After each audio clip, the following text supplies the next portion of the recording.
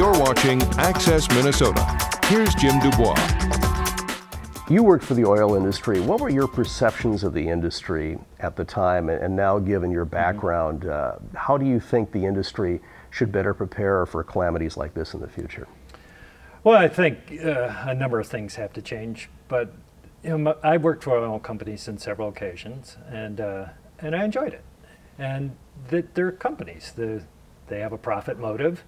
Right now, their profit is coming from producing fossil energy sources, but they all realize that that's a limited proposition for them. And when the time comes that other sources are more profitable for them, they'll move in that direction.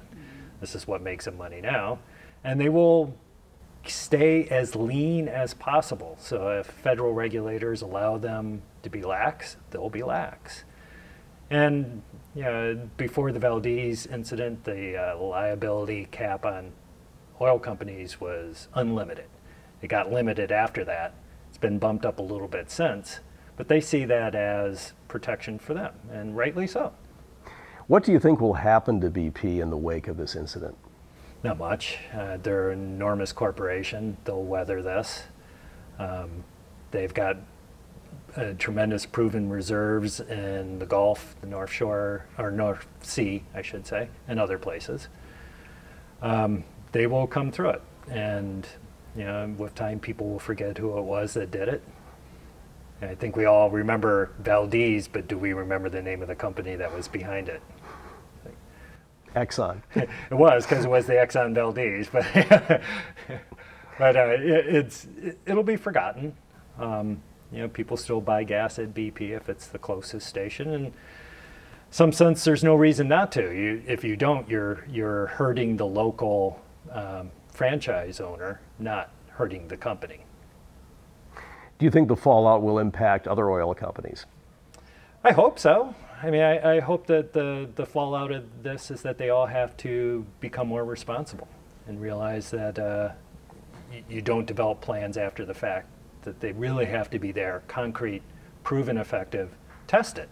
I mean, we can go out to deep water, drill a smaller diameter well, or put out, run a pipe from the surface and pump oil out and see how well you can capture it. Those sorts of things have actually been done in the North Sea, where they've tested the response of oil and gas at deep water to see what happens to it when it comes out of a well. That needs to keep going. Last time that was done was almost a decade ago. Pretty limited scope experiment. We need to do more of that. And the people who are going to do it are the oil companies. They have the expertise, they have the finances to afford to do it, but they're going to need to be pushed into doing it. What's the likelihood that we'll see another oil spill of this magnitude? I'd like to say zero, but I'm not going to. It's probably 50-50. And it's a difficult enterprise, and you never know exactly what's going to happen with the well that you're producing. Most of the ones they drill hit nothing. Out in the Gulf, it's a little more rare to hit nothing, because you can pretty much just throw a rock and you'll hit something out there.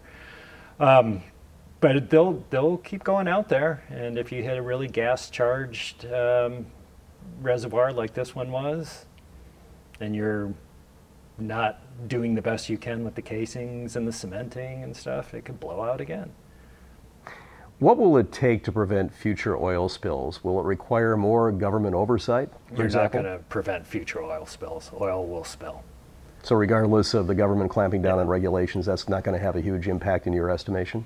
It could have an impact. Huge. I doubt that it'll be a huge impact. You would like to see maybe a 90% reduction or something that magnitude. I think, best you see it cut down by half. Oil will spill. We're extracting too much of it in too many places to never have it spill. It will get out.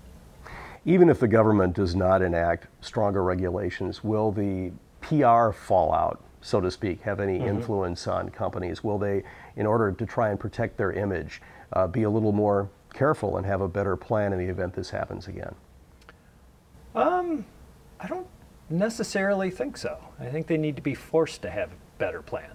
If they do what they're apt to do in short of federal regulation, they're going to do a cost-benefit analysis and decide, well, how likely are we to have a major spill like this? How much is it going to cost us if we do?